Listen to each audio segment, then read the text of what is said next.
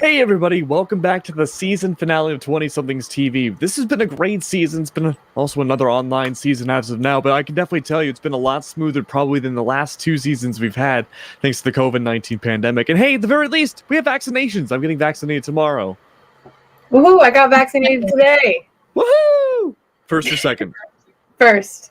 Nice. But we also have plenty of other cool things to talk about. My name is Max, and we're going to end things off, though, for the last episode with our beautiful friends of Nick, Amanda, Sydney, and Caden. Now, we do have amazing things to talk about here. First things off, though, is going to be Kanye West documentary. Now, I know, at least when we were doing our research and everything, we were all a little divided. I like Kanye West's old music. College Dropout's a fantastic album. My Beautiful Dark Twisted Fantasy's another great album. But after that, it all kind of goes downhill. But I know other people here don't really like his music as much. I mean, I'm with you, Max. I like his older stuff. Graduation is still one of my favorite albums. It's awesome. I mean, maybe I'm showing my age a little bit here, but I'm with you. After Dark Twisted Fantasy, and I mean, I kind of was okay with Yeezus a little bit. I'm out. His last album was so trash. I can't believe people actually could listen to it. With that one song that sounded like a car door was open the entire time. Oh, it was brutal. That was Jesus is King, right? Sure. I think it was. Something like that. But the weird thing is, he's had this. What's up? I said 808s and Heartbreak probably the best album. Oh, Life of Pablo is pretty good too, I gotta admit. I think I was done by that point.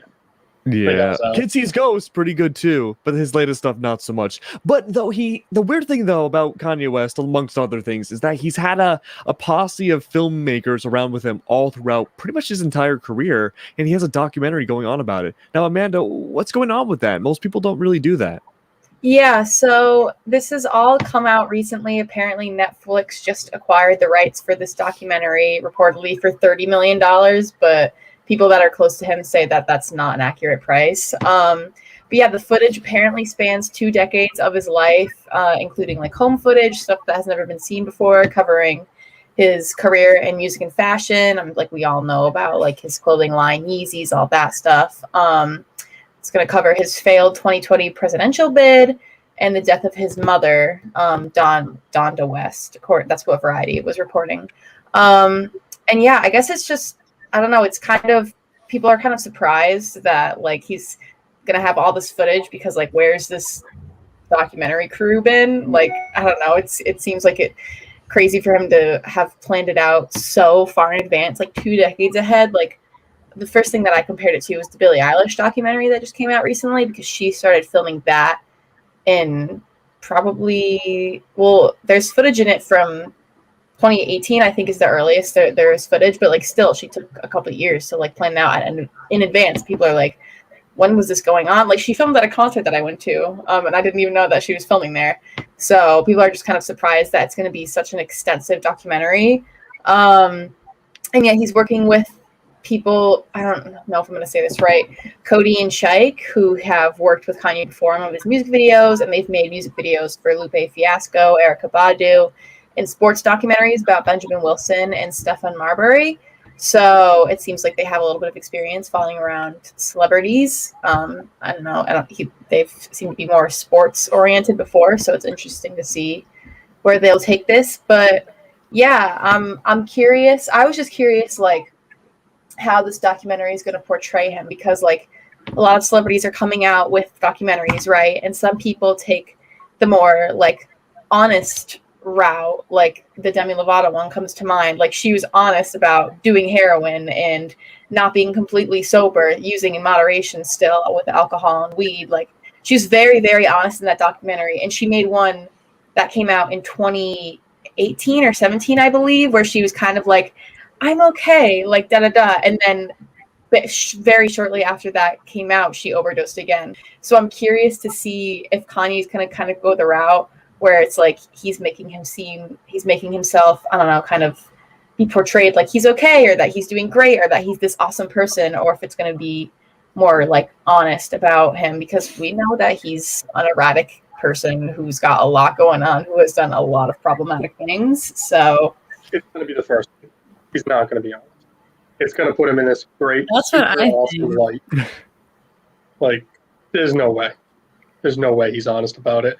Personally, he I doesn't won't. want people to know how fragile his mental state is. I feel like that's something he's definitely going to be hiding and putting on his like camera face every time these people whip it out to record him. Yeah, absolutely. I mean, honestly, I have no interest in it. Like, I heard about it and I was like, this is crazy. But like, I'm kind of in the minority. Like, I despise him in every way.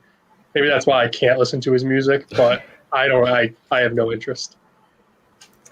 Yeah, it seems just like I don't know. I feel like for all the stuff that he's struggling with, like mentally, I kind of wish he would just like cool your jets, bro. Like take some time off. Like, I don't know. He has a family. I mean, they're getting divorced, but like he's got kids. Like I wish sometimes he would just like relax with being in the fame because it seems to be this like harmful thing for him and that it's affecting him so much and making him do all these crazy things, but then he just like keeps going. I don't know. It doesn't make sense to me. I'm like surprised they're even really doing this or like have been doing this. Like I'm sure this whole like the fact that they have been recording him these past couple of years, it was probably a giant stressor for him, which like could have affected the way he was lashing out. Probably, yeah. Yeah, I can't imagine it being healthy Like, having a film crew everywhere. Stress. Yeah, absolutely a lot of stress. But where have these film people been? I mean, I think someone here brought it up a little bit earlier, but I never heard about these film camera people walking around with Kanye West everywhere he went. It just seems like they sprang up out of nowhere. Yeah. How Very did random. not see it like on the Kardashians? Like, how did someone not make a mistake? You know? I don't know. Or leak it. Yeah. It's a mystery to everybody. But on the bright side, though, what should we expect to see in the documentary? I mean, possibly, the death of his mother coming up and stuff like that. But, we also mentioned how it might not be entirely honest. But what is the most standout thing do you think we could see out of it, Sydney?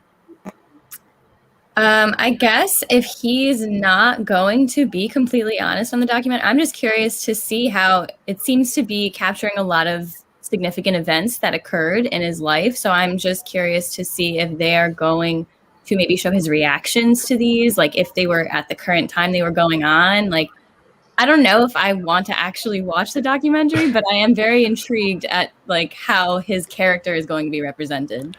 It's going to be a weird one. And it's tough sometimes to bring out a product to make sure the product is good, especially after almost 20 years of making it. Luckily, though, today is 420, so things get a little bit easier, especially for Seth Rogen bringing out your new weed line. And, of course, Seth Rogen, known to be as, like, the stoner of Hollywood next to, like, Snoop Dogg and other people, is coming out with a new line of, I guess, products? Yeah, so he announced this in March, and the products came out at the beginning of March. And he has his own cannabis company called Houseplant. He's apparently been creating this for the last 10 years. He was very passionate about it because like weed's his thing. Like everyone knows that Seth Rogen's thing is weed. So yeah, he released a bunch of products. He released like 2 strains of weed, an indica and a sativa, and then some insanely bougie smoking accessories. Stuff, the weeds, specifically if you wanted the strains, you could only get that in California, but here's the products that anyone could have ordered. There's that oil lamp, and I'm going to go through and tell you the prices of all these items because it's literally insane. So that oil lamp is literally just a block of marble with an oil lamp that's like a little metal ashtray, and then you can strike matches on the marble. That costs $260. I can see that one being $260. That looks fancy. Like you'd see that in IKEA. That one's bougie, but also like it's a little extreme. Yeah, it's a little. The ashtray set, it comes in 2 colors. There's like the tan color here, but it comes in a like a foresty green color as well. It's just basically a fancy ceramic ashtray and a vase, and that set is $85. The car lighter, which is literally just a decorative marble piece, and then that little metal part at the top. I watched a video. You like push it in. It's like a car lighter. You push it in, and then when it's like hot, you take it out, and it's got like the hot part that you like put, your thing on. That's $280. Oh my god! And then the box table lighter, which is basically just a giant piece of aluminum with a lighter on it, and then that top comes off, and you can see it kind of doubles as an ashtray, and it has a little slit that you can like put a blunt in or whatever you don't want to hold. That is $220. And then one thing that's not pictured here, he came out with a vinyl set as well, which it includes 3 records. One's called the Sativa Session, one's the Indica Session, and one's the Hybrid Session. So they each have like a bunch of curated music that matches the kind of feeling that those strains induced. So like upbeat, sleepy, and then like combination. And that was $95. So not too accessible to the average Joe, but I guess if you're a serious stoner, I mean, it makes sense. You're smoking enough. It's a little steep. I remember when I first heard about it, I was like all excited. I was like, oh, let's check it out. And I like went and looked at everything. And I remember looking at the car lighter and I was like, oh, that's kind of neat. Like you don't really see those anymore. And I was like, and then I scrolled down to the price and I was like, oh my goodness. All right, never mind. I'm getting off of this website. I'd get the block lighter. Who charges $90 for music? Yeah. Like, like what? It's not even his music either. Playlist. Go find a Spotify playlist with the same stuff on it. Or just figure out what music is on the records and then go to Spotify. Yeah. I was gonna say, I bet people are already doing that. Are they really? That's funny. I'm sure. It kind of was confusing too, because I feel like if you're trying to like cater to stoners, like going the expensive route is like not the route. Where do you think all the money's going to go? What? I mean, where do you think all their money's going anyways? Exactly. They can't afford it. I've got a ton of money in weed stocks, so if they want to partner up with Seth Rogen, I will not be mad at it after seeing these prices. Did you notice once all the products came out? Did you notice, Nick, how the stock prices went up, or did they like not change? Weed stocks have been taking a fat L over the last like week or two, actually. Really? But it's gonna get better. It's gonna get. Yeah, it's 420. I mean, after today, you would assume they get a lot. Yeah. Today was a good day. Today was a good day for the most part. Nice. Good. Yeah. I find it interesting too, actually, just thinking about today. So when I was like doing the research for this product, I was assuming like, oh, it's 420. Like he just launched this in March 11th, I think was the day that everything dropped. Like he's got to be doing something like crazy for 420 or some sort of restock or releasing new products. And there's just nothing. There's just radio silence. All the products on the website are sold out. I don't know if they're ever being restocked. I haven't heard anything else about him making new products or doing anything special with this line. So I'm confused if like, I don't know if it didn't go well and now he's like not doing anything for it. Like I'm just confused because I feel like he would try and do something for the holiday. He probably only had like a limited amount of products and I feel like they went so quick. He probably doesn't even know. He's probably like working super hard. All I'm saying is I'm going to go on eBay for a piece. Oh. You lost your respect there, Max. What? I had respect? No. Oh. News to me. Luckily, though, when it comes to 420, weed and music, you know, it all blends together. And that vinyl set being $95 is crazy. But, you know, it might be a little bit more expensive. But at the very least, the Rolling Loud July Festival is coming up soon. And sure, it's over $95. But at least you're able to go somewhere, well, usually in person. Maybe not so much last year when it was canceled. But it's coming back now that the vaccines are out. Yeah, I was very surprised to open Twitter last night and see, or whatever it was recently, within the last couple of days, and see Rolling Loud trending. And I discovered that they announced they're holding the festival in July, the 23rd to the 25th in Miami at the Hard Rock Stadium, where it usually is. And Rolling Loud is like one of the most popular hip hop festivals in the world. Like, I have friends that have gone to Rolling Loud and like I see her Snapchat story and I'm like, oh my God, that seems like the most insane concert ever. Like I would love to go to that. It's just crazy. People are just partying nonstop. And obviously it's Rolling Loud, like in the name, weed is just in the name, like everyone's smoking and like sharing things. Like it just seems like a crazy time. So I'm surprised that like it's happening because it doesn't seem like any modifications have been in place. Like it's in the same giant stadium. So I'm assuming it's going to have a similar large capacity, and they haven't released any information about like safety precautions if you need to get the vaccine to go. Nothing. They're just like, all right, Travis Scott, A$AP Rocky, and Post Malone are headlining. Come see us. And like, they're really pulling people in. They have Bobby Shmurda listed as a special guest, which is Wow. insane. But yeah, so I'm just confused why this is happening. But other I'm festivals. gonna be very honest with you guys. My friend bought tickets for me and him to go. But what we're doing is, if like COVID's still really, really bad, which it probably will be, and like it just doesn't work out, we're gonna resell our tickets. So I wouldn't be surprised if a lot of people are doing that. Mm. True. Yeah, I I'm can not see that. surprised it's happening at all. I mean, they're doing it at the Hard Rock Stadium in Miami. Miami's been open since last February. It's Florida. They don't care. Yeah, I feel like Miami is not an ideal choice of location at They all. just Oh, don't yeah. care. well, Now- they can't do it in New York because they already have Gov Ball in New York. Did Mhm. Gov Ball already get canceled or no? I feel like it did because I haven't seen anything. I feel like everything in May, June-ish has been canceled. Like Boston Calling, I've been to Boston Calling before, and that's usually at the end of May. Like that was canceled.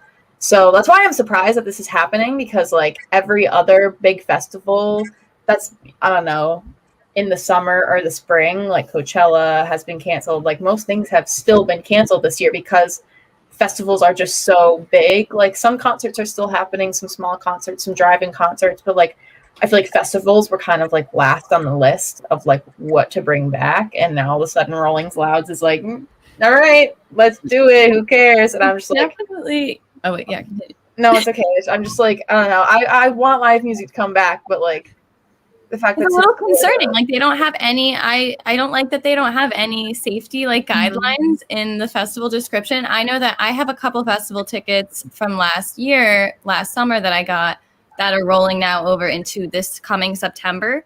But I feel like it's very early to start in July, and I feel like they should at least have some type of precautions that they're following as like a festival themselves. It's weird. So I'm very curious Yeah. how they're gonna pull that off.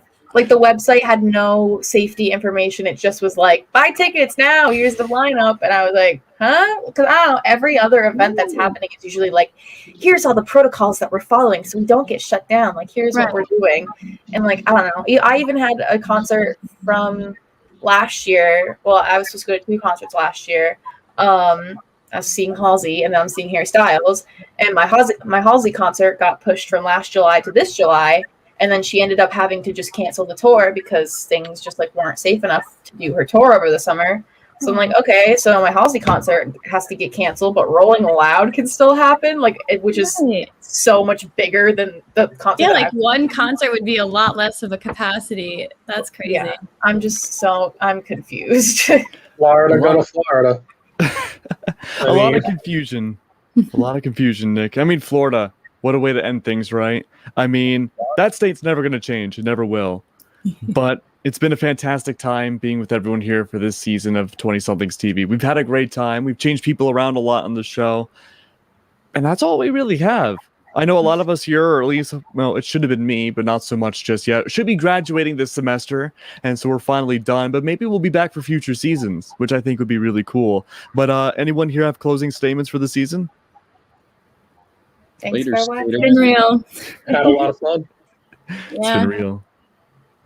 Well, with that being said, everyone, goodbye, and we'll see you guys potentially next season for 20-somethings TV. It's been fun. Thank you so much, Keith, for letting us be on here, and have a good, I guess, September, good summer, something like that. 420. Woo. Happy 420. Happy 420.